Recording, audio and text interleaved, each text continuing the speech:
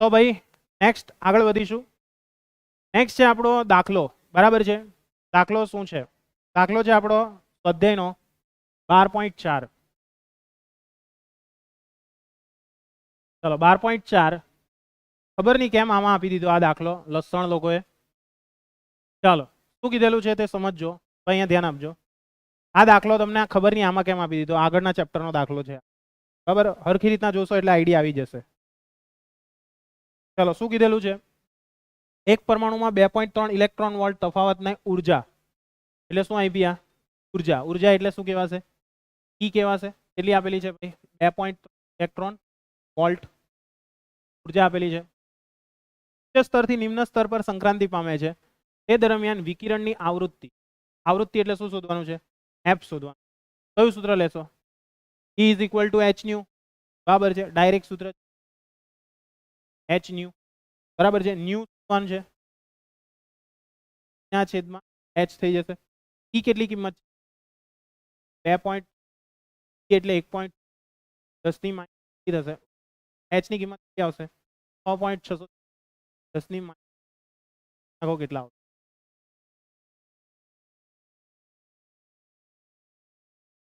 0.5553. 10 ની કેટલી ઘાત થશે? 33 માઇનસ 19 કેટલી થઈ? 15. ક્લિયર છે? એ ન્યુ બરાબર કેટલા આવશે? 5.5 10 ની 14 ઘાત હર્ટ્ઝ, બરાબર. આવૃત્તિ છે એટલા માટે એનો એકમ સીધી છે. 5.5 10 ની 14 ઘાત હર્ટ્ઝ. આટલો તમારો શું આવી ખ્યાલ આવ્યો કે નહીં આવ્યો? ચાલો એટલે આરામથી થઈ જાય એવો છે. ચાલો નેક્સ્ટ એના પછી જોઈએ. એના પછીનો દાખલો પણ પપ્પુ છે, એકદમ દેશી લપ્પુ જપ્પુ. ચાલો શું છે? ચાલે પેલી પપ્પી અવાજ નહીં કર, ધ્યાન આપજે અહીંયા. ચાલો 12.5 શું કીધેલું છે અહીંયા આગળ? હાઇડ્રોજન પરમાણુ છે, બરાબર છે. એની ધરાવસ્થાની અંદર ઉર્જા આપેલી છે, તો તેની ગતિ ઉર્જા અને સ્થિતિ ઉર્જા કેટલી હશે? આ દાખલો એમ જોવા જાય તો નહીં થાય, પણ થઈ જાય એવો છે એટલે કરાવી દઉં છું. કઈ આપેલી છે? ઉર્જા આપેલી છે. ધરાવસ્થાની ઉર્જા એટલે શું કહેવાશે? ધરાવસ્થાની ઉર્જા એટલે ઈ કહેવાશે. કઈ કહેવાશે? ઈ કેટલી આપેલી છે? -13.6 ઇલેક્ટ્રોન વોલ્ટ. આટલું આપેલું છે. ખ્યાલ આવે છે કે નથી આવતો? આવે છે. હવે તમને શું કીધેલું છે? એની ગતિ ઉર્જા અને સ્થિતિ ઉર્જા શોધો. તો પપ્પુ સૂત્ર છે એકદમ. કયું સૂત્ર લેશો બોલો? તો કે સૌથી પહેલા તો ગતિ ઉર્જા લેવી છે. ગતિ ઉર્જા, તો ગતિ ઉર્જાનું સૂત્ર કયું આવશે? બરાબર -k કે -2k, -k, બરાબર છે. યાદ રાખજો, બરાબર સૂત્ર આપણી પાસે. ઓકે, આના પરથી k બરાબર શું થઈ જાય? -e, માઇનસ માઇનસ પ્લસ એટલે કેટલા થઈ ગયા? Direct 13.6 electron volt. ત્યાં શું આવી ગયા આપણા? કે આવી ગયા, કે આવી ગયા. આઈડિયા આવશે કે નહીં આવશે? ચાલો હવે એના પછી નેક્સ્ટ શું જોવાનું છે આપણે? નેક્સ્ટ એના પછી જોઈએ. ચલો નેક્સ્ટ એના પછી જોઈએ આપણે સ્થિતિ ઉર્જા. તો સ્થિતિ ઉર્જાનું સૂત્ર શું આવશે? -2k, બરાબર છે. બરાબર લખી દઈશું -2. ચલો કે મેં નહીં કેવું. ચાલ તો કેટલા થશે? 13 દુ 26 એટલે 27.2 આવે છે લગભગ, બરાબર. જવાબ આવશે તમારો 27.2 ઇલેક્ટ્રોન.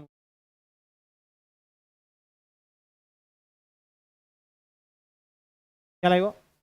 એટલે આ વસ્તુ ક્લિયર થઈ ગઈ. 12 2 વધી 1 13 દુ 26 27 એકમ. આવું કરી દે ને, મને નહીં ગમે યાર. થઈ ગયું એટલે સુધી. ચાલો હવે બીજા કોઈ દાખલા થાય એવા? હવે ડાયરેક્ટ આપણે ફરી પાછા થિયરી પર. ચાલો હવે થિયરી આવે છે. બરાબર, બહુ મસ્ત થિયરી છે. પપ્પુ થિયરી છે, ટપ્પુ ચપ્પુ થિયરી છે. આરામથી આવડી જાય એવી છે. ચાલો સમજીએ કહેના ક્યાં ચાહતે હો. હાલની હાલ લસણ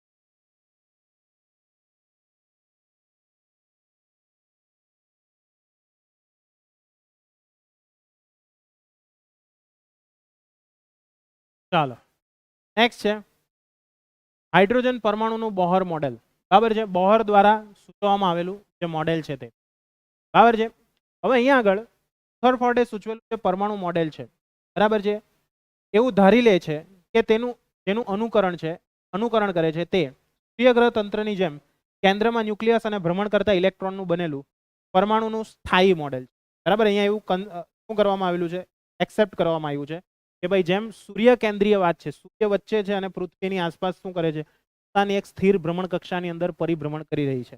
એવી જ રીતના આપણો જે પરમાણુ છે, બરાબર, એ પરમાણુની અંદર ઇલેક્ટ્રોન જે છે તે છે તો કે ભાઈ ઇલેક્ટ્રોનનું બનેલું એક સ્થાયી છે, પરમાણુ સ્થાયી છે, એટલે કે ઇલેક્ટ્રોન સ્થાયી કક્ષાની અંદર શું કરે છે, પરિભ્રમણ કરે છે અને ન્યુક્લિયસ છે તે વચ્ચે કેન્દ્રમાં છે. હવે આમાં બે પરિસ્થિતિઓ વચ્ચે કેટલાક મૂળભૂત તફાવત છે. ગ્રહોનું તંત્ર ગુરુત્વાકર્ષણ બળથી છે. કયા તંત્રથી છે? ગુરુત્વાકર્ષણ બળ. જ્યારે આપણે અહીંયા આગળ ગુરુત્વાકર્ષણ બળ નથી. એ કયું બળ છે ત્યાં આગળ? ઇલેક્ટ્રિક બળ. ઇલેક્ટ્રિક બળ એટલે આપણે એને કયું બળ કહીએ છીએ? કુલંબીય બળ કહીએ છીએ. ક્લિયર છે? મેઇન તફાવત કયો જોવા મળ્યો કે આપણી જે પૃથ્વી છે તે સૂર્ય સાથે જે ગોળ ગોળ ફરી રહી છે, એ શેને કારણે ફરી રહી છે? તો કે ભાઈ ગુરુત્વાકર્ષણ બળ. શેને કારણે? ગુરુત્વાકર્ષણ બળ. એ ગુરુત્વાકર્ષણ બળને કારણે એ સતત શું થાય છે, પોતાની જે ધરી છે એ ધરી પર ફરે છે અને સાથે સાથે સૂર્યની આસપાસ પરિભ્રમણ કરે. પરંતુ આપણા કેસની અંદર અલગ છે. ત્યાં આગળ ન્યુક્લિયસ અને ઇલેક્ટ્રોનનું તંત્ર છે, જેઓ વિદ્યુત ભારિત હોવાથી બળ અંગે કુલમના નિયમથી આંતરક્રિયા કરે છે. હવે આપણે જાણીએ છીએ કે એ વર્તુળાકાર કક્ષામાં ફરે છે એટલા માટે પદાર્થ સતત પ્રવેગ ધરાવે છે. આપણને ખબર છે વર્તુળાકાર ફરશે એટલે એને કારણે શું થશે? વેગ બદલાશે. કઈ રીતે બદલાશે? તો કે વેગની દિશા બદલાય. વેગની દિશા બદલાય એટલે ઓટોમેટિકલી વેગ બદલાયો. અને વેગ બદલાય એટલે ઓટોમેટિકલી શું ઉત્પન્ન થશે? પ્રવેગ ઉત્પન્ન થશે. અને એ પ્રવેગ કઈ તરફ હશે? એ પ્રવેગ કઈ તરફ હશે? તો કે ભાઈ વેગની લંબ હશે. વેગને કેવો હશે? લંબ. જેને આપણે કયો પ્રવેગ કહીએ છીએ? કેન્દ્રગામી પ્રવેગ. કયો પ્રવેગ કહીએ છીએ? કેન્દ્રગામી. સિમ્પલ એક્ઝામ્પલ, તમે દાખલા તરીકે લંગરિયું રમો છો, લંગરિયું તમે ફેરવતા હો તો પ્રવેગ કઈ તરફ લાગે? કેન્દ્ર તરફ પ્રવેગ લાગે. પ્રવેગ કઈ તરફ લાગે? કેન્દ્ર તરફ. એટલા માટે તમને એવું લાગે કે પેલી જે દોરી છે તેમ થોડીક એમ સ્ટ્રેચ થતી હોય ને કોન્ટ્રેક્ટ થતી હોય ને તેવું થાય તમને. ખ્યાલ આવે છે? એ કેન્દ્રગામી પ્રવેગ છે. અને હવે આ પ્રવેગ કેન્દ્રગામી પ્રકારનો છે અને પ્રચલિત વિદ્યુત ચુંબકીય વાદ અનુસાર પ્રવેગિત થતો વિદ્યુત ભાર વિદ્યુત ચુંબકીય તરંગોના રૂપમાં વિકિરણ ઉત્સર્જિત કરે છે. આપણા ઇલેક્ટ્રોનની વાત કરવામાં આવે તો ઇલેક્ટ્રોન શું છે? એક વિદ્યુત ભાર છે. વિદ્યુત ભારની ગતિ કેવી છે? પ્રવેગિત ગતિ છે. તો આપણે જોઈ લો કે જ્યારે પણ કોઈ વિદ્યુત ભાર પ્રવેગિત ગતિ કરે, એમાં તમને કંઈક સમજાવેલું, 3 કન્ડિશન સમજાવેલી 8મા ચેપ્ટરમાં. જો વિદ્યુત ભાર સ્થિર હોય તો એના દ્વારા હંમેશા શું ઉત્પન્ન થશે? વિદ્યુત ક્ષેત્ર ઉત્પન્ન થશે. જો પદાર્થ ગતિમાન હોય, મીન્સ ઇલેક્ટ્રોન કે કોઈ વિદ્યુત ભાર ગતિમાન હોય, તો ત્યાં આગળ કયા ક્ષેત્ર ઉત્પન્ન થશે? એક તો વિદ્યુત ક્ષેત્ર હશે ને એક ચુંબકીય ક્ષેત્ર. અને જો એ પ્રવેગિત ગતિ કરશે, કેવી ગતિ કરશે? પ્રવેગિત ગતિ. તો પ્રવેગિત ગતિને કારણે શું કરશે? તો કે વિદ્યુત ચુંબકીય તરંગનું ઉત્સર્જન કરશે. એટલે કે એક વિદ્યુત ચુંબકીય તરંગ બનાવશે. સમજ પડે છે કે નથી પડતી? પડે છે. એટલે વિદ્યુત ચુંબકીય તરંગ એ પ્રવેગિત ગતિને કારણે થયું. હવે તમે સિમ્પલ વિચારો કે ઇલેક્ટ્રોન કેવી ગતિ કરે છે? પ્રવેગિત ગતિ કરે છે. તો એનામાંથી સતત શું થવું જોઈએ? વિકિરણોનું ઉત્સર્જન થવું જોઈએ. હવે આપણે પાછો એ કોન્સેપ્ટ કેમેસ્ટ્રીમાં પણ એપ્લાય કરીએ કે ભાઈ ધારો કે ઇલેક્ટ્રોન સતત ને સતત શું કરે છે? પોતાનામાંથી વિકિરણો બહાર કાઢે છે. તો વિકિરણો બહાર કાઢે તો ત્યાં આગળ શું થવું જોઈએ? ઇલેક્ટ્રોન છે તેની ઉર્જામાં કંઈક ચેન્જ આવવો જોઈએ. તો એ ઉર્જામાં ઘટાડો થતો હોવો જોઈએ કે વધારો થતો હોવો જોઈએ? જો એણે ઉત્સર્જન કર્યું, ઘટાડો થવો જોઈએ. હવે એ ઘટાડો થાય તો શું થશે? ઇલેક્ટ્રોનની ધારો કે ઇલેક્ટ્રોન જે છે તેનું જે બળ છે એ બળની અંદર ઘટાડો થયો, મીન્સ એની ઉર્જામાં ઘટાડો થયો. બળ સોરી બોલાઈ ગયું, ઉર્જામાં ઘટાડો થયો. તો ઉર્જામાં ઘટાડો થયો તો એને કારણે શું થવાનું? એ જે કક્ષામાં ફરી રહ્યો હશે એ કક્ષામાં ફરી શકશે? નહીં ફરી શકે. કેમ? કેમ નહીં ફરી શકે? ઉર્જા ઘટી ગઈ એટલે એ ક્યાં આવશે? ફરી પાછો નજીકની કક્ષામાં આવશે. કારણ કે આપણે જોયેલું હતું કે જ્યારે ઇલેક્ટ્રોન પોતે વધુ ઉર્જા ધરાવતી કક્ષામાં હોય ત્યાંથી એ ક્યાં ટ્રાન્સફર થઈ જશે? ઓછી ઉર્જા ધરાવતી કક્ષામાં ટ્રાન્સફર થઈ જશે. એટલે ધીરે ધીરે એ ક્યાં આવતો જશે? ઓછી ઉર્જા ધરાવતી કક્ષાની અંદર આવતો જશે. પરિણામે શું થશે કે જે કેન્દ્રીય વીજભાર છે તે અને ઇલેક્ટ્રોન છે તેના વચ્ચેનું આકર્ષણ બળ શું થતું જવાનું? ધીરે ધીરે વધતું જવાનું. તો અહીંયા આગળ શું થવાનું કે એનો જે ગતિપથ છે એ ગતિપથ કેવો હોવો જોઈએ? તો કે ભાઈ ગોળાકાર નહીં હોવો જોઈએ. એની જગ્યાએ કેવો હોવો જોઈએ? જલેબી જેવો હોવો જોઈએ. જેને આપણે કયો આકાર કહીએ છીએ? સર્પિલ આકાર. સર્પિલ આકાર કહીએ ને ભાઈ. સિમ્પલ સમજો. લસણ. ચાલો.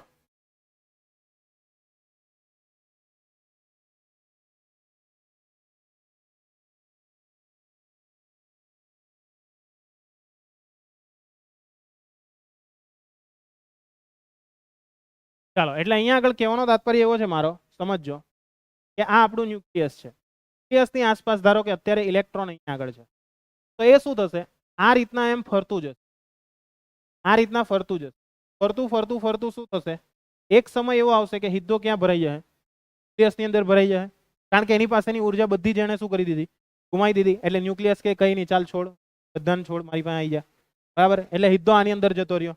તો આના પરથી શું થવાનું, અહીંયા શું થવાનું, ચાલો આના પરથી શું તમને કંઈક વિચાર આવે કે આ એક નેગેટિવ છે, આ એક પોઝિટિવ છે, બંને આકર્ષાવાના, એટલે શું થઈ જવાનું, બંનેનું અસ્તિત્વ જ જતું રહેવાનું. કાલે મેં કીધેલું તે મુજબ, બરાબર છે, કે એક તમારો મેટર છે ને એક એન્ટીમેટર છે. એન્ટીમેટર તમારી સાથે મિક્સ થઈ જાય તો તમારું અસ્તિત્વ જતું રહે. મીન્સ તમે લોકોને નહીં દેખાવ, એમ તમારું અસ્તિત્વ એમ હશે, તમને બધું દેખાય, બરાબર છે, કે કોણ તમારા માટે હું વાત કરતું છે, હું કરતું છે, બરાબર છે, કેટલી ગાળ આપતું છે, બધું સમજ પડી જાય, બરાબર છે, પણ ત્યાં તમે દેખાશો નહીં. તો અહીંયા આગળ પણ શું થવાનું, જુઓ કે આ ઇલેક્ટ્રોન આની અંદર ભરાઈ જવાનો. તો એનો અર્થ શું થયો કે પરમાણુ જે છે તે તો એક્ઝિસ્ટ જ નથી કરતું. ખ્યાલ આવે છે કે નથી આવતો? આવે છે. કારણ કે ઇલેક્ટ્રોન સતત ને સતત શું કરે છે, પોતાની ઉર્જા જે છે તે ગુમાવી બેસે છે. જો એ ઉર્જા ગુમાવ્યા જ કરતો હોય તો એક સમયે શું થશે, એની પાસેની ઉર્જા ટોટલી કેટલી થઈ જશે, એની પાસેની ઉર્જા કેવી થઈ જશે, 0 થશે. અને જ્યારે એ ઉર્જા 0 થઈ જાય એને કારણે શું થશે, 0 થઈ જાય એને કારણે એક સમય એવો આવશે કે એની ટોટલ ઉર્જા 0 થઈ જવાથી એ ક્યાં આગળ દાખલ થઈ જશે, ન્યુક્લિયસમાં દાખલ થઈ જશે. અને એને પરિણામે ન્યુક્લિયસનું અસ્તિત્વ કેવું થઈ જશે, 0 થઈ જશે. એટલે અહીંયા આગળ આ જે બાબત છે તે પ્રોપર રીતના મોડેલ જે છે તે સમજાવી શક્યું ન હતું. ખ્યાલ આવે છે?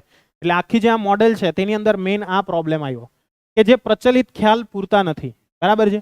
એટલે કે આ મોડેલ છે તે વાર્તાનો જ એક ભાગ ભજવે છે, બરાબર છે. અને જે આપણો રેખીય વર્ણપટ ઉત્સર્જાવાનો હતો એનાથી પણ કેવું થઈ ગયું, આખું વિરુદ્ધ થઈ ગયું. કારણ કે જે આપણે જોયું હતું કે રેખીય વર્ણપટ જે ઉત્સર્જાય છે તે શેને કારણે ઉત્સર્જાય છે, કે જ્યારે પણ ઇલેક્ટ્રોન વધુ ઉર્જામાંથી ઓછી ઉર્જા ધરાવતી કક્ષામાં આવે છે ત્યારે, અને તે દરમિયાન પણ શું થાય છે, પાછું પરમાણુનું અસ્તિત્વ તો ટકેલું જ છે, એ કંઈ જતું નથી રહ્યું. પણ આ મોડેલની સ્વીકૃતિ કેમ નહીં મળી, તો કે એ મોડેલે પ્રોપર રીતના સમજાવી નહીં શક્યું. સમજ પડે છે? એ લોકોએ શું ધાર્યું કે ભાઈ સર્પિલ આકાર છે ને એક સમય એવું આવશે કે ન્યુક્લિયસની અંદર ભરાઈ જાય ઇલેક્ટ્રોન, ખ્યાલ આવે છે? પણ એવું રિયાલિટીમાં શક્ય નથી. ક્લિયર છે? એટલે આ એની મુખ્ય શું જોવા મળી, મર્યાદા જોવા મળી. ખ્યાલ આવે છે? તો અહીંયા આગળ એક અધિતર્ક ઉમેરવામાં આવ્યા, બરાબર છે. આજે સ્વીકૃતિની અંદર આ બધું પ્રોબ્લેમ થઈ એટલા માટે ત્યાં આગળ અધિતર્ક ઉમેરવામાં આવ્યા. એ અધિતર્ક જે છે એ બહુ જ ઇમ્પોર્ટન્ટ અધિતર્ક છે, બરાબર છે, જેને બોહરના અધિતર્ક તરીકે આપણે ઓળખીએ છીએ. ટોટલ કેટલા અધિતર્ક છે, કેટલા અધિતર્ક છે, 3. એ 3 અધિતર્ક યાદ રાખવાના છે. જે તમને એક્ઝામની અંદર જો ઇન કેસ આની અંદરથી થિયરી પૂછાય તો 100% એ જ થિયરી હશે, બીજી કોઈ આવશે નહીં, બરાબર છે. વધારે માર્કમાં નહીં આવશે, 3 માર્ક્સમાં આવશે, બરાબર છે. ને કોઈ જો સારો શિક્ષક હશે પેપર કાઢવા વાળો તો 4 માર્ક્સમાં પૂછે. એકદમ શોર્ટ થિયરી છે, બરાબર છે, સમજજો. અને આના પરથી જ દાખલા પૂછાય છે. આ થિયરી રિલેટેડ દાખલા ગેરંટી સાથે 3 માર્ક્સનો આવશે, આવશે, આવશે ને આવશે જ, ગેરંટી, નો વોરંટી, ગેરંટી, બરાબર. એટલે ધ્યાન રાખજો. એટલે એમણે જે માહિતી આપી તેના વિશે આપણે થોડીક ચર્ચાઓ કરીએ, બરાબર છે. તો નીલ્સ બોહરે, બરાબર, નીલ્સ બોહર અને રુથરફોર્ડની પ્રયોગશાળામાં કેટલાક મહિનાઓ માટે અભ્યાસ કર્યો અને રુથરફોર્ડના ન્યુક્લિયસ મોડેલના વ્યાજબીપણા અંગેની ખાતરી આપી હતી.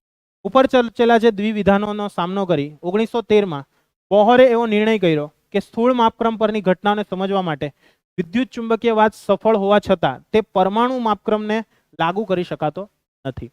એટલે કે તમારે પરમાણુ સ્વરૂપે જો જોવું હોય તો વિદ્યુત ચુંબકીય તરંગના જે પણ સિદ્ધાંતો છે એ સિદ્ધાંતો તમે સૂક્ષ્મ લેવલે લાગુ નહીં કરી શકો.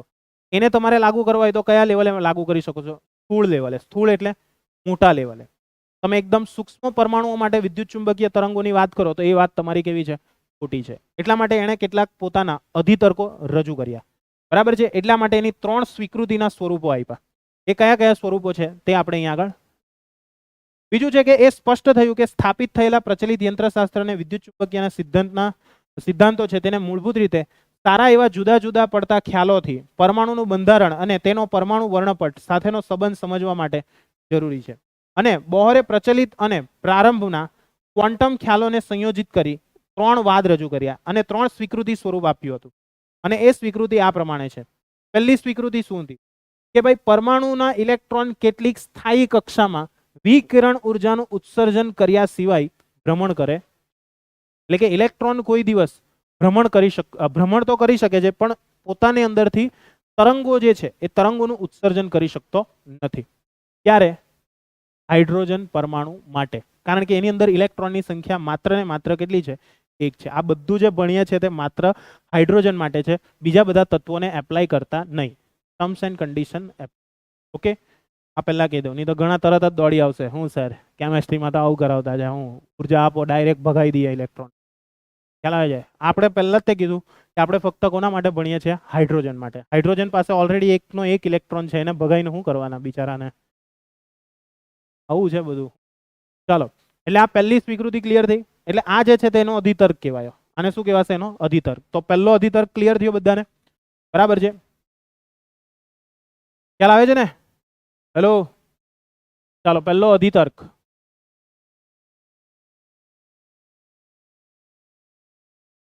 શું છે પહેલો અધિતર્ક? કે ઇલેક્ટ્રોન એ સ્થાયી કક્ષામાં પરિભ્રમણ કરે છે તે દરમિયાન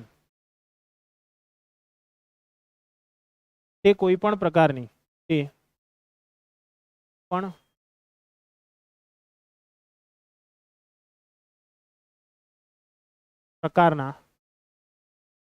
વિદ્યુતચુંબકીય તરંગનું ઉત્સર્જન કરતો નથી. ઓકે, આ એની પહેલી સ્વીકૃતિ. બીજું, ધારો કે ઇલેક્ટ્રોન ફરે છે તો કઈ કક્ષામાં ફરે છે?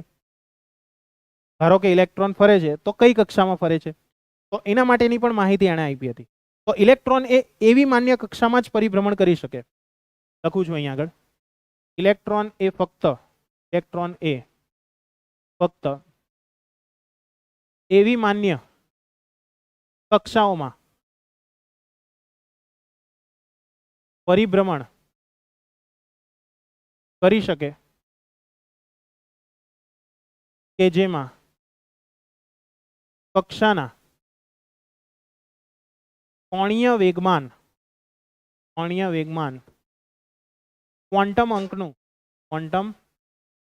આંકનું મૂલ્ય h/2π ના પૂર્ણ ગુણકમાં હોય. એટલે સમજ પડે છે અહીંયા આગળ? આ વસ્તુ તો ઓલરેડી તમે કેમેસ્ટ્રીની અંદર પણ ભણીને આવ્યા છો કે ભાઈ જે પણ કોઈ કક્ષા છે એ કક્ષાની અંદર જ્યારે ઇલેક્ટ્રોન ભ્રમણ કરે છે તો એ કક્ષાની કોણીય વેગમાન ક્વોન્ટમ અંકનું મૂલ્ય જે છે એ કેટલું હોવું જોઈએ? h/2π ના પૂર્ણ ગુણકમાં. એટલે એવું નથી, જુઓ દાખલા તરીકે આપણે જોયું હતું કે ભાઈ ઇલેક્ટ્રોન અહીંયા આગળ છે તો એ શું થાય છે? તો કે આ રીતના ગોળ ગોળ ફરે છે. પણ પેલા મોડેલની અંદર આપણે શું જોયું કે ઉર્જા ગુમાવતો જાય તેમ તેમ એની ત્રિજ્યા છે તે શું થતી જાય છે? ઘટતી જાય છે. ને એટ ધી એન્ડ ક્યાં થાય? તો કે ભાઈ ન્યુક્લિયસની અંદર ભરાઈ જાય છે. પણ એવું રિયાલિટીમાં શક્ય નથી. કેમ? તો કે ભાઈ ઇલેક્ટ્રોન અમુક માન્ય કક્ષામાં જ પરિભ્રમણ કરશે. હવે તમે જ વિચારો કે જો એ ઉર્જાનું ઉત્સર્જન કરતો હોત તો અહીંયા માન્ય કક્ષાઓ કેવી બનતે? અનંત બની જતે. એવું તો શક્ય નથી કોઈ પણ દિવસ. એટલે એની માન્ય કક્ષા કેવી હશે? ફિક્સ હશે. અને એ કક્ષા કેના પરથી આધાર રાખશે? તો કે કોણીય વેગમાન એટલે શું લખાશે? L લખાશે. જેની વેલ્યુ કેટલી હશે? તો કે h/2π ના પૂર્ણ ગુણકમાં એટલે ઓકે, જ્યાં n ની કિંમત તમે કોઈ પણ લઈ શકો. n ની કિંમત કેવી લઈ શકો? કોઈ પણ. 1 2 3 4 ડેશ ડેશ ડેશ ફાઇનાઇટ. ખ્યાલ આવશે? આઈડિયા આવે છે? હવે આની સાથે રિલેટ નહીં કરવા બેટા. હું સર તમે તો કીધું કે અહીંયા ઇન્ફાઇનાઇટ ટુ ઇન્ફાઇનાઇટ નહીં આવે. પણ ભાઈ માન્ય કક્ષા એટલે શું થયું અહીંયા આગળ? કે જેમ કે એરિયા કક્ષા છે, અહીંયા આગળ તું આવ્યો, અહીંયા આગળ આવ્યો, અહીંયા આગળ આવ્યો અને અહીંયા આગળ આવ્યો. તો આ બધી જે કક્ષાઓ જે અહીંયા આગળ બને છે તેની અંદર કોણીય વેગમાન ક્વોન્ટમ અંક કેટલો હોવો જોઈએ? ફિક્સ રહેવો જોઈએ. ક્લિયર? ને એનું અંદરનું કોણીય વેગમાન પણ કેવું રહેવું જોઈએ? ફિક્સ રહેવું જોઈએ. જેમ કે તમે આને પહેલી કક્ષા ધારી તો પહેલી કક્ષાની જે કોણીય વેગમાન છે એ h/2π હોવું જોઈએ. બીજી માટે કેટલું હોવું જોઈએ? h/π હોવું જોઈએ. ત્રીજી માટે કેટલું હોવું જોઈએ? 3h/2π હોવું જોઈએ. ચોથા માટે કેટલું હોવું જોઈએ? 2h/π હોવું જોઈએ. એટલે એવી રીતના દરેકે દરેકની વેલ્યુ કેવી હોય છે? ફિક્સ હોય છે. એટલે દરેકમાં તમે જોશો તો સિક્વન્સિંગના આધારે જોશો તો બધાની અંદર વેલ્યુ જે છે તે એકદમ સરખી રીતના ઘટાડો નથી જોવા મળતો. સમજ પડે છે? જેમ કે જુઓ h/2π કરું તો 6.626 બરાબર છે, એના ભાગ્યા 2π એટલે 3.14 કહેવાય. તો આની વેલ્યુનો તમે ગુણોત્તર લેશો તો કેટલો જોવા મળશે? ચેક કરો કેટલો ગુણોત્તર જોવા મળશે. આનો ગુણોત્તર કેટલો જોવા મળશે h/2π નો?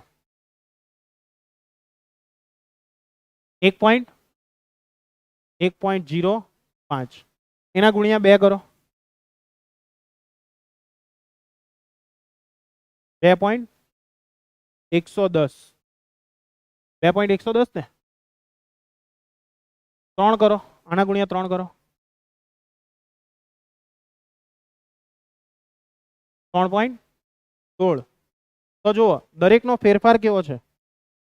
આ બધા વચ્ચે જો એક સરખું અંતર રહે છે? નહીં રહેશે, કોઈ દિવસ નહીં રહેશે. એટલા માટે જે આપણી કક્ષાઓ લઈએ છીએ એ કક્ષાઓને કેવી લેવામાં આવે છે? એક સાથે આમ ઘટતી હોય તેવી નથી લેવામાં આવતી. એની વેલ્યુ કેવી રાખેલી છે? ફિક્સ રાખેલી છે. નહીં સમજ પડી? પડ્યું? આઈડિયા આવે છે? એટલે એલ ની કિંમત h/2π હોય છે અને એલ ને કેટલા વડે દર્શાવાશે? તો કે mvr વડે દર્શાવાશે. l બરાબર mvr સૂત્ર છે આ, બરાબર. ની ભાન હોય તો લખી લેજો. mvr is equal to nh/. તો આને આપણે સમીકરણ નંબર કયું આપી દઈશું? 1 આપી દઈશું. આ શું છે? આપણું સમીકરણ નંબર 1 છે. ત્રીજી વસ્તુ શું કીધી એને? ધારો કે મોટા પરમાણુઓ હોય. કેવા પરમાણુ હોય? મોટા પરમાણુઓ કે જેની અંદર ઇલેક્ટ્રોનની સંખ્યા 1 કરતા વધારે હોય. તો એના માટે તમારે આ મોડેલ રજૂ કરવું હોય તો કઈ રીતના કરી શકો? તો કે ત્યાં આગળ શું થશે કે જો ઇલેક્ટ્રોન નીચી ઉર્જા ધરાવતી કક્ષામાંથી ઊંચી ઉર્જા ધરાવતી કક્ષામાં જાય તે દરમિયાન એ શું કરશે? ઉર્જાનું શોષણ કરશે. જ્યારે ઊંચી ઉર્જા ધરાવતી કક્ષામાંથી નીચી ઉર્જા ધરાવતી કક્ષામાં દાખલ થશે તે દરમિયાન એ પોતાનામાંથી અમુક ચોક્કસ ઉર્જાવાળો ફોટોન તેમાંથી શું કરશે? બહાર કાઢશે. અને એ ફોટોનની ઉર્જા કેટલી હશે? તો કે બે કક્ષાઓ જે છે તેમની ઉર્જાના તફાવત જેટલી હશે. સમજ પડશે? એ જે ફોટોન છે એ ફોટોનની ઉર્જા કેટલી હશે? જે બે કક્ષા છે એના વચ્ચે શું થઈ? સંક્રાંતિ થઈ. એ સંક્રાંતિ થતા જે શું કહેવાય આપણા સંક્રાંતિ પામતા જે ઇલેક્ટ્રોન છે, સંક્રાંતિ પામતો જે ઇલેક્ટ્રોન છે, બરાબર છે, એની ઉર્જા કેટલી હશે? સંક્રાંતિ પામતા ઇલેક્ટ્રોનની ઉર્જા કેટલી હશે? તો કે બે જે કક્ષાઓ છે એ બે કક્ષાઓના ઉર્જાના તફાવત જેટલી. બરાબર છે? એટલે આ વસ્તુ યાદ રાખજો. એટલે થર્ડ નંબરનો અધિતર્ક યાદ રાખવાનો છે. થર્ડ નંબરનો અધિતર્ક, બરાબર છે. તો થર્ડ નંબરનો અધિતર્ક શું છે? કે ઇલેક્ટ્રોન જ્યારે નીચી ઉર્જા ધરાવતી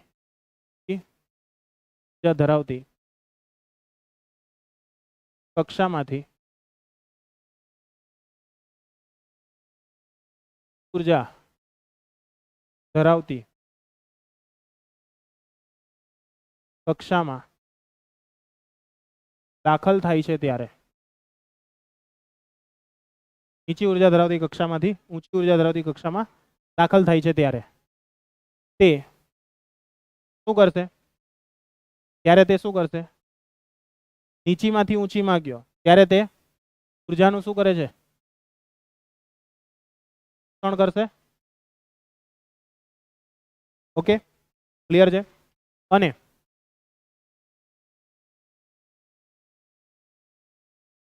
હવે તો ઇલેક્ટ્રોન જ્યારે ક્યાંથી ક્યાં જતો હોય? તો કે ભાઈ ઊંચીમાંથી નીચીમાં જતો હોય. બરાબર છે?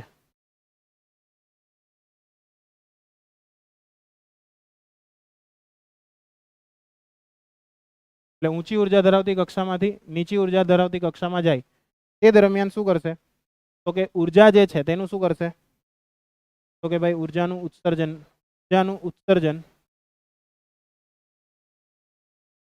ફોટોન સ્વરૂપે કરે છે. તેના સ્વરૂપે કરશે? ફોટોન સ્વરૂપે પોતે ઉર્જાનું ઉત્સર્જન કરશે. આઈડિયા આવશે કે નહીં આવશે? આવશે. એટલે આ એના મુખ્ય 3 અધિતર્ક છે જે તમારે યાદ રાખવાના છે. ક્લિયર થઈ ગયું કે નહીં થયું? થઈ ગયું. એટલે ઊંચીમાંથી ક્યાં ગયો? નીચીમાં ગયો. ઊંચીમાંથી ક્યાં ગયો? નીચીમાં. તો ઊંચી ઉર્જા જે છે તેને કહીશું આપણે EI. એને શું કહીશું? EI. અને નીચીમાં ગયો એને કહીશું આપણે EF. એટલે પહેલી છે તે I એટલે ઇનિશિયલ, અને ઇનિશિયલ માંથી ક્યાં ગયો? ફાઇનલમાં ગયો. ઓકે, તો ત્યાં આગળ જે ફોટોન બહાર નીકળશે તેની ઉર્જા કેટલી હશે? તો એની ઉર્જા આપણે લખશું ડેલ્ટા ઈ, ને ડેલ્ટા ઈ ની કિંમત કેટલી હશે? EI માઇનસ EF જેટલી હશે. આ ખાસ ધ્યાન રાખજો, અત્યાર સુધી આપણને એટલું જ ખબર છે ડેલ્ટા હોય એટલે ફાઇનલ માઇનસ ઇનિશિયલ. અહીંયા ઇનિશિયલ માઇનસ ફાઇનલ આવશે. કેમ ઇનિશિયલ માઇનસ ફાઇનલ આવશે? તો કે ફોટોન જે છે તેણે પોતે શું કરી, ઉર્જા ગુમાવીને પોતે એ આગળ વધ્યો. ફોટોન સ્વરૂપે ઉર્જા ગુમાવાય છે, ગુમાવાય એટલે માઇનસ, અપાયેલી હોય તો પ્લસ. ખ્યાલ આવશે? એટલે આ વસ્તુ ધ્યાનમાં રાખજો. એટલે ડેલ્ટા ઇઝ ઇક્વલ ટુ શું થશે? EI માઇનસ EF થશે. અને ડેલ્ટા ઈ ની કિંમત કેટલી આવશે? h new. તો h new is equal to શું થશે? EI માઇનસ શું થઈ જશે? EF થઈ જશે. ખ્યાલ આવશે? એટલે આ ઇક્વેશન તમારે ધ્યાનમાં રાખવાનું છે. આને આપણે આપી દઈશું સમી નંબર 2. ઓકે, આને આપણે કહીશું સમીકરણ નંબર 2. હવે આપણે શોધવું છે કે ભાઈ ઇલેક્ટ્રોન ફરે છે સર, તમે વાત સાચી કરી, બધી વાત સાચી, પણ એ કઈ ત્રિજ્યા ધરાવતી કક્ષામાં ભ્રમણ કરતો હશે? જેમ કે તમે કીધું કે ભાઈ દાખલા તરીકે n ની કિંમત 1 લેશો તો 1 ને આધારે તમને કંઈક વેલ્યુ મળશે, 2 ને આધારે કંઈક વેલ્યુ મળશે, પણ ત્યાં આગળ એની ત્રિજ્યા તો હશે ને કંઈક, કે ન્યુક્લિયસ થી એનું અંતર તો હશે ને કંઈક. તે અંતર કેટલું છે તે આપણે શોધવું પડશે, વેગ કેટલો છે તે શોધવું પડશે, એનર્જી કેટલી છે તે શોધવું પડશે. એટલે ટોટલ અહીંયા આગળ વધારે નહીં પણ 5 ઇક્વેશન મેળવવાના છે આપણે, 4-5 ઇક્વેશન. એટલે આરામથી તમને આવડી જશે. સમજ પડશે કે નહીં પડશે? પડશે. એકદમ સિમ્પલ છે. ચાલો જોઈએ. ક્લિયર છે? ચાલો, આટલે સુધી ક્લિયર થયું કે નહીં થયું? થઈ ગયું. એટલે આ તમારું બધું અહીંયા આગળ થાય છે પૂરું. ક્લિયર? ક્વોન્ટમ આંક વિશેની બધી જ માહિતી અહીંયા આગળ તમારી થાય છે પૂરી. તો હવે અહીંયા આપણે સૂત્ર મેળવવાનો પ્રયત્ન કરીએ. બરાબર છે? એમાં આપણે સૂત્ર મેળવવાના છે કયા કયા? તો કે એક તો R નું સૂત્ર મેળવવાનું છે અને એક તો V નું સૂત્ર મેળવવાનું છે. કયા કયા સૂત્ર મેળવવાના છે? R નું સૂત્ર અને V નું સૂત્ર. R અને V બે સૂત્ર મેળવવાના છે. ચાલો તો સ્ટાર્ટ કરીએ. તો આપણને બધાને જ ખબર છે ઇલેક્ટ્રોન જ્યારે ભ્રમણ કરતો હોય, ઇલેક્ટ્રોન જ્યારે શું કરતો હોય? ભ્રમણ કરતો હોય. તો ભ્રમણ કરે છે તે દરમિયાન કઈ કઈ ઉર્જાઓને આપણે કમ્પેર કરી શકીએ? એક તો આવશે કયા કયા બળને કમ્પેર કરી શકીએ? કયા બે બળને કમ્પેર કરી શકીએ ઇલેક્ટ્રોન જ્યારે ફરતો હોય ત્યારે? એક તો કેન્દ્રગામી બળ અને બીજું કયું બળ? કુલંબીય બળ. અને આ બંને બળો કેવા હોવા જોઈએ ઇલેક્ટ્રોન માટે? સરખા હોવા જોઈએ. તો લખીએ ઇલેક્ટ્રોનના પરિભ્રમણ માટે શું ધ્યાનમાં રાખવું પડશે ઇલેક્ટ્રોનના પરિભ્રમણ માટે? તો કે ભાઈ કેન્દ્રગામી બળ બરાબર કયું બળ લખાશે? તો કે ભાઈ કુલંબીય બળ લખાશે. કુલંબીય બળ આઈડિયા આવશે? કેન્દ્રગામી બળ બરાબર શું લખાશે? કુલંબીય બળ. કેન્દ્રગામી બળ કેટલું છે આપણી પાસે? તો કે mv²/r. કુલંબીય બળ કેટલું છે? કુલંબીય બળ તો કે K1Q છેદમાં કેટલા આવશે આપણા? r² આવશે. KQ1Q2 છેદમાં શું આવશે? r² આવશે. તો અહીંયા આગળ શું થઈ જશે? અહીંયા આગળ r કેન્સલ થઈ જશે. તો આના પરથી r ની કિંમત કેટલી મળી આપણને? r ની કિંમત તો કે ભાઈ પ્રોપર રીતના લખીએ બધું. તો r બરાબર મને મળશે 1 ની જગ્યાએ આપણે લખી દઈશું E × E. બરાબર છે? છેદમાં કેટલા થઈ જશે આપણા? તો કે k ની કિંમત મૂકી દો 4πε0. બરાબર છે? ને અહીંયા કેટલા આવી જશે આપણા? mv² આવશે. કેટલા આવશે? mv². ખ્યાલ આવશે કે નહીં આવશે? આવશે. સમજ પડે છે? તો આના પરથી શું થશે? r ની કિંમત E² / 4πε0 mv થઈ જશે. ધારો કે તમને v શોધવા ગઈ તો v ને અહીંયાથી કરતા બનાવો તો v² = શું થશે? E² / 4πε0 m × r. આના પરથી v ની કિંમત કેટલી મળશે આપણને? ની કિંમત બોલો. તો કે E² નું શું થઈ જશે? e થઈ જશે. અંડર રૂટમાં કેટલા આવશે આપણી પાસે? કે 4πε0 × r. બટ અહીંયા આગળ કન્ડિશન શું છે? r નથી આપણી પાસે. તો r મારે લાવવો હોય તો ક્યાંથી લાવી શકાય? તો r લાવવો હોય તો એના માટે આપણી પાસે એક જુગાડ છે. કયો જુગાડ છે તે જોજો. તો કે આ સમીકરણ નંબર 1 આપી દીધું. હવે આપણે એવું જોયેલું કે જે કક્ષાની અંદર ફરે છે એ કક્ષાની અંદરના કોણીય વેગમાન ક્વોન્ટમ અંકનું મૂલ્ય કેટલું હોવું જોઈએ? h/2π ના પૂર્ણ ગુણકમાં. બરાબર છે? કોણીય વેગમાનનું મૂલ્ય કેટલું હોવું જોઈએ? h/2π ના પૂર્ણ ગુણકમાં. તો એને આપણે યુઝ કરી શકીએ ને કે નહીં કરી શકીએ? આ કક્ષા માટે કરી શકીએ. તો ધારી લઈએ કે ધારો કે ઇલેક્ટ્રોન nમી કક્ષામાં પરિભ્રમણ કરે છે માટે L = શું લખાશે? nh/2π લખાશે. L = શું લખાશે? nh/2π. તો એલ ની કિંમત શું છે આપણી પાસે? mvr is equal to nh upon શું લખાશે? પાઈ લખાશે. mvr ઇઝ ઇક્વલ ટુ શું લખાશે? nh અપોન 2 પાઈ લખાશે. ચાલો તો અહીંયા આગળ શું થઈ શકે? અહીંયા આગળ કંઈ કરવું હોય તો શું થઈ શકે બોલો? તો કે ભાઈ આની અંદરથી મારે v ની કિંમત શોધી શકાય ને r ની કિંમત શોધી શકાય. તો હું r ની કિંમત શોધી કાઢું. તો r n કેવા છે? આ n મી કક્ષાની ત્રિજ્યા, એટલે એને rn કહી દો. તો rn બરાબર શું મળશે મને? nh અપોન 2 પાઈ m ઇન્ટુ શું મળી જશે? v મળી જશે. m ઇન્ટુ શું મળી જશે? v મળી જશે. અને આપણે આપી દઈશું સમીકરણ નંબર 2. કયો આપી દઈશું? 2. તો આ 2 ની કિંમત શેમાં મૂકી શકીએ? 1 માં મૂકી શકીએ. 2 ને શેમાં મૂકી શકીએ? 1 માં. ચાલો લખીએ.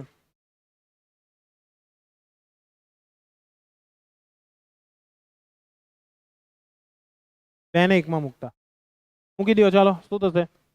તો કે v square is equal to square છેદમાં કેટલા આવશે?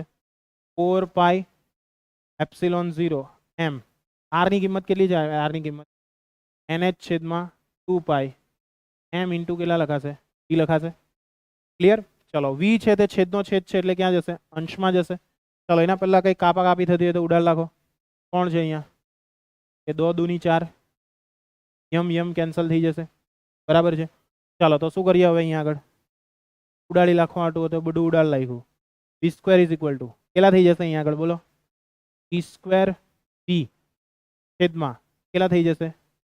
2nh એપ્સિલોન નોટ થઈ જશે. 2nh એપ્સિલોન નોટ જોઈ લો આવે છે. v સ્ક્વેર v ઉપર ગયો, આ તો બધું કેન્સલ છે. nh બેઠો આવી ગયો, એપ્સિલોન નોટ બેઠો આવી ગયો, 2 રહી ગયો. તો v ક્યાં થશે અહીંયા આગળથી? એક એક વખત ઉડી જશે કે નહીં ઉડશે? ચાલો તો વી ને ઉડાડી દો, કેન્સલ થઈ ગયો. ક્લિયર છે? આના પરથી શું સૂત્ર બન્યું આપણું? તો કે v ઇઝ ઇક્વલ ટુ સૂત્ર શું બને છે? ચેક કરી લો. e સ્ક્વેર છેદમાં 2n સ્ક્વેર છેદમાં 2n h એપ્સિલોન. ઓકે, આ એક ઇક્વેશન તમારું શેનું બનશે? v. શેનું બનશે? અને આ જે v મળશે તે કયો મળશે? આપણો nમી કક્ષાનો. કઈ કક્ષાનો? nમી કક્ષા. ખ્યાલ આવશે? એટલે આ રીતનું તમને v મળશે. આ v નું ઇક્વેશન જે લાવ્યા છે તે અલગ છે. આ જે v નું ઇક્વેશન છે આયરુઆ તે અલગ છે. અને આપણે જે લાવ્યા તે આયરુઆ છે. આ દેખાય છે આયરુઆ? ગમે તેમ ખ્યાલ આવે છે ને? જોઈ લેજો. એમાં 2 પાઈ ઉડાડ્યો નથી, h અપન 2 પાઈ રહેવા દીધું છે એટલા માટે. ખ્યાલ આવશે? અહીંયા તમે ચેક કરવું હોય તો કરી શકો છો. જો આ 2 પાઈ ના અહીંયા 2 આવી ગયા એટલે પાછું આપણું ઇક્વેશન બની જશે. ઓકે, ખ્યાલ આવ્યો? તમારી બુકમાં જો મસ્ત ડાયરેક્ટ આપી દીધું. ક્લિયર? પાના બચાવવા. ચાલો વધીએ આગળ. ક્લિયર? સમજાયું? હવે આ જ સેમ કોન્સેપ્ટ છે, તેનો ઉપયોગ આપણે શેના માટે કરીએ? r માટે કરીએ. કે મારે શેની વેલ્યુ જોઈએ છે? r ની વેલ્યુ જોઈએ છે. તો મારી પાસે v ની કિંમત આવી ગઈ. હવે આ વેલ્યુ v ની આવી ગઈ તો એ કિંમત ક્યાં મૂકી શકાય મારાથી? 2 માં મૂકી શકાય. 2 માં મૂકી દઉં તો મને શેની વેલ્યુ મળી શકે? r ની વેલ્યુ મળી શકે. આઈડિયા આવશે? એટલે શું કરીએ અહીંયા આગળ? આને આપણે આપી દઈએ સમીકરણ નંબર 3. તો લખીએ સમીકરણ 3 ને 2 માં મૂકતા ચાલો શું મળશે આપણને? rn નું સૂત્ર શું છે જોઈ લો. rn બરાબર છે બોલો nh છેદમાં 2 પાઈ mv. nh છેદમાં 2 પાઈ m. v ની કિંમત કેટલી છે આપણી પાસે? સ્ક્વેર છેદમાં nh એપ્સિલોન નોટ થઈ જશે. ચાલો માટે rn બરાબર કેટલા આવશે આપણા? rn બરાબર તો કે આ બધું પદ ઉપર જશે એટલે 2 કેટલા થશે? n square h square epsilon 0 છેદમાં કેટલા આવશે? 2 પાઈ m સ્ક્વેર થશે. ચાલો તો અહીંયાથી કોણ ઉડી જાય એવું છે? 2 ઉડી જાય એવું છે. તો શું રહી જશે અહીંયા આગળ સૂત્ર? તો કે rn બરાબર n square h square epsilon 0 છેદમાં પાઈ m. ઓકે, ખ્યાલ આવ્યો કે નહીં આવ્યો? આવ્યો? એટલે આ સૂત્ર તમારે યાદ રાખવાનું છે. સિમ્પલ સૂત્ર. આવડશે કે નહીં આવડશે? આવડશે. એટલે આ રીતના તમે rn શોધી શકો. શું શોધી શકો છો? rn. પપ્પુ કે નહીં આવ્યો? ખ્યાલ આવ્યો ને? એકદમ ઈઝી સૂત્ર છે. ચાલો હવે આને આધારે ઉર્જા શોધવી છે મારે. શું શોધવી છે? ઉર્જા. જેવી રીતના આપણે વેગ શોધ્યો, r શોધ્યો, ઉર્જા શોધવી છે તો ઉર્જા માટે હું શું કરીશ? ફક્ત ઉર્જા શોધવી છે તો શું કરી શકાય મારાથી? ઉર્જાનું સૂત્ર મારે લાવવું છે. ઉર્જાનું સૂત્ર ક્યાંથી લાવી શકાય? કુલ ઉર્જાનું.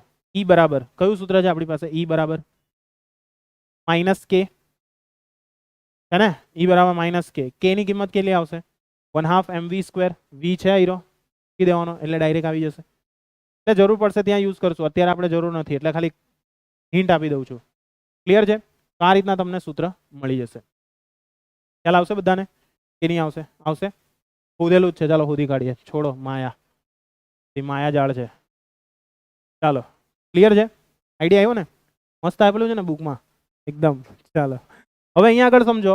હવે બીજી એક કન્ડિશન અહીંયા આગળ આપણે એપ્લાય કરીએ છીએ કે n ના સંદર્ભમાં આપણે સૂત્ર, શોર્ટકટ સૂત્ર જે MCQ માં કામ લાગી શકે એવું કોઈ સૂત્ર હોય તો એને કઈ રીતના મેળવી શકીએ તેના ઉપર આપણે થોડોક હવે ફોકસ કરીએ.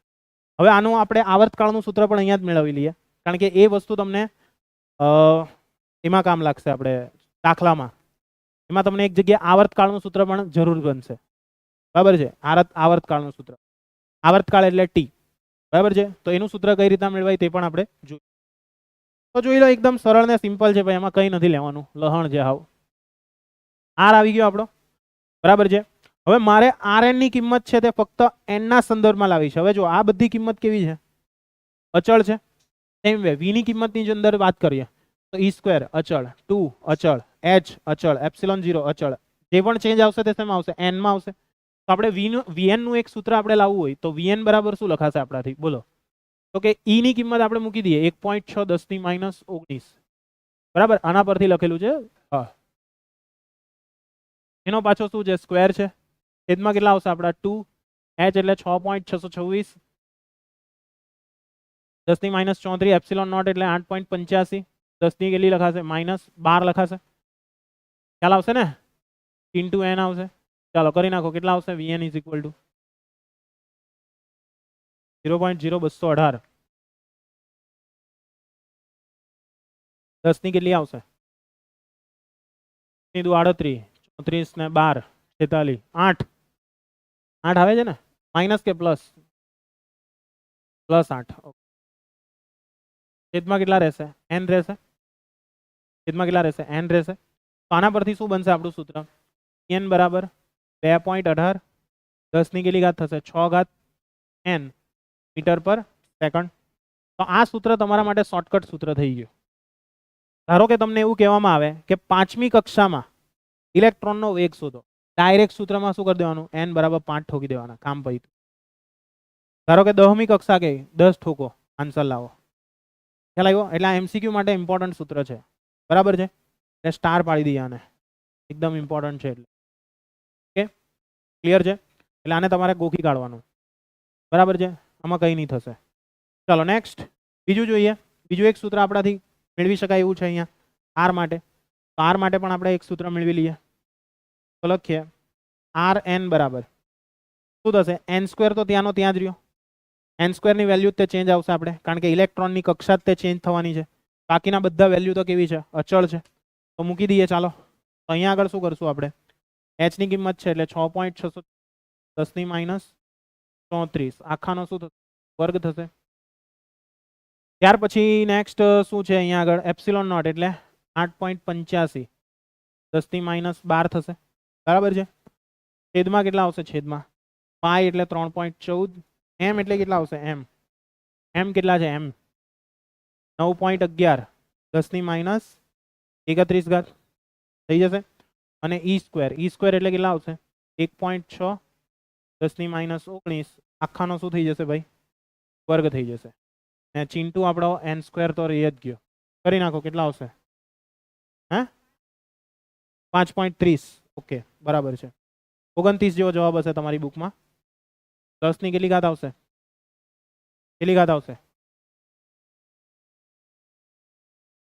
બરોલા 34 × 68 68 ને 12 અહીં ને પેલી કઈ ગમે તેમ અહીં -31 11 -11 આવશે ને? બરાબર? ખ્યાલ આવશે ને? ઇન્ટુ કેટલા આવશે આપણા? n² આવશે. તો આ જે આવી, આ જે ત્રિજ્યા આવી તેને કઈ કહેવાશે? આપણી A0. A0 કહેવાશે. એને આપણે શું નામ આપશું? A0. ઘણી વખત ત્રિજ્યાને Rn ની જગ્યાએ an વડે પણ દર્શાવે છે. તેના વડે દર્શાવે છે? an વડે. ખ્યાલ આવશે? એટલે A0 નો અર્થ શું થયો અહીંયા આગળ? A0 નો અર્થ કે n ની કિંમત કેટલી હશે? 1 હશે. n ની કિંમત કેટલી હશે? 1 હશે. તો n ની કિંમત 1 લેશો તો A0 મળશે. ને A0 ની કિંમત કેટલી છે? 5.30 10 - 11 ને આ વસ્તુ આપણે લાવ્યા હતા, તમને યાદ હોય તો. ઉદાહરણ નંબર 1 યાદ કરો.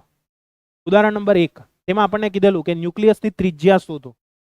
તેની અંદર આપણે આ વેલ્યુ લાવ્યા હતા ઉદાહરણ નંબર 1 માં. પછી વેગ લાવો તો વેગ પણ લાવ્યા હતા, 218 વાળો જ તે લાવ્યા હતા. ની ભાન હોય તો જોઈ લેજો જરાક. બરાબર. લહણ ચાલની.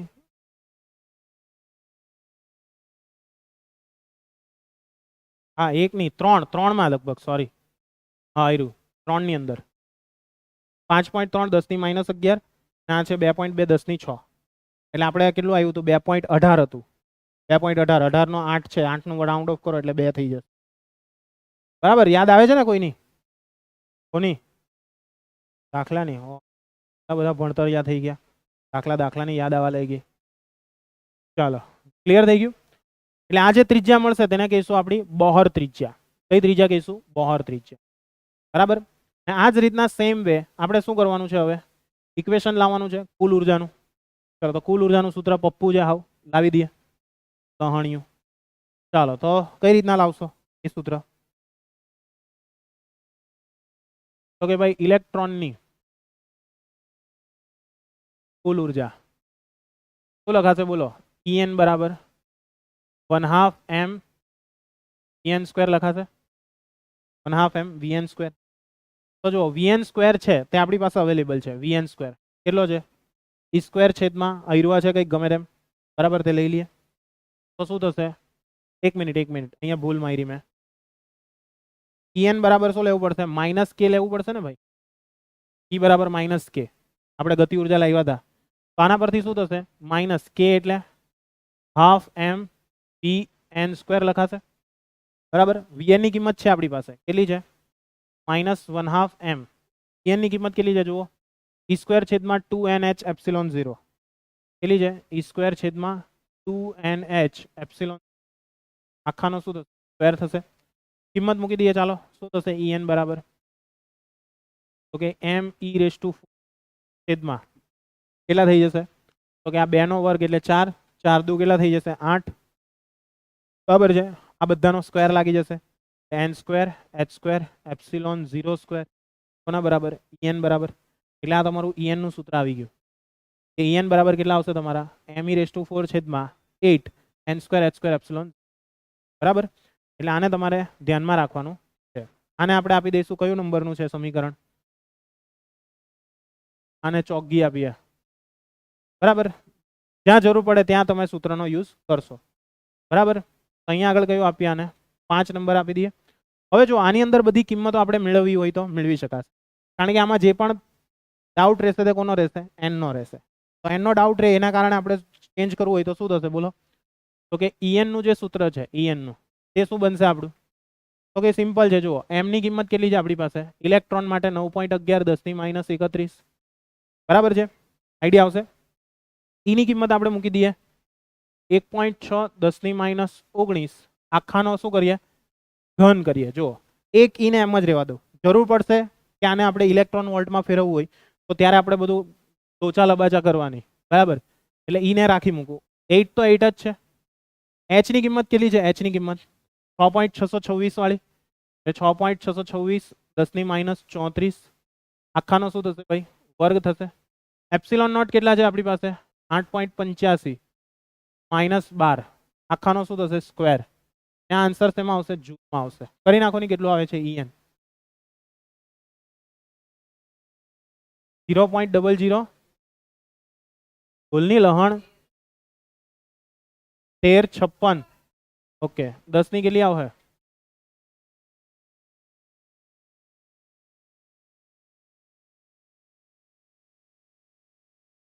કેટલું આવે? 0 આવે લગભગ. 0 તો નહીં આવે પણ 3 4 ઘાત રહે લગભગ. 4 ને? બહુ ફાસ્ટ કેલ્ક્યુલેશન છે આપણું. ચાલો છેદમાં કેટલા રહી ગયા n સ્ક્વેર રહી ગયા ને ઉપર e રહી ગયો ને આ શેમાં આવશે જૂલ પણ આને ઇલેક્ટ્રોન વોલ્ટમાં કન્વર્ટ કરો હોય તો e વડે ભાગી નાખું તો e વડે ભાગું તો શું થઈ જશે en બરાબર તો કે -13.56 છેદમાં n સ્ક્વેર ઇલેક્ટ્રોન વોલ્ટ ખ્યાલ આવશે એટલે એપ્રોક્સિમેટલી આપણે en ની કિંમત કેટલી લખી શકીએ -13.6 છેદમાં n સ્ક્વેર ઇલેક્ટ્રોન વોલ્ટ એટલે આ સમીકરણ તમારે ધ્યાનમાં રાખવાનું છે સમજાશે કે નહીં સમજાશે સમજાશે એટલે કે કોઈ પણ કક્ષા હોય તેની ઉર્જા કેટલી હશે -13.6 છેદમાં n સ્ક્વેર જેટલી ઓકે ને એ શેમાં છે ઇલેક્ટ્રોન વોલ્ટમાં છે પહેલી હોય બીજી હોય ત્રીજી હોય ચોથી હોય કઈ શોધ્યા કરવાની તમારે જેટલી શોધી હોય એટલી ખ્યાલ આવ્યો બરાબર લોકેશ શોધી કાઢે ને ઉર્જા હે બીજું નહીં હોત તો હા ચાલો એટલે આટલું ક્લિયર થયું ચાલો નેક્સ્ટ પછી જોઈએ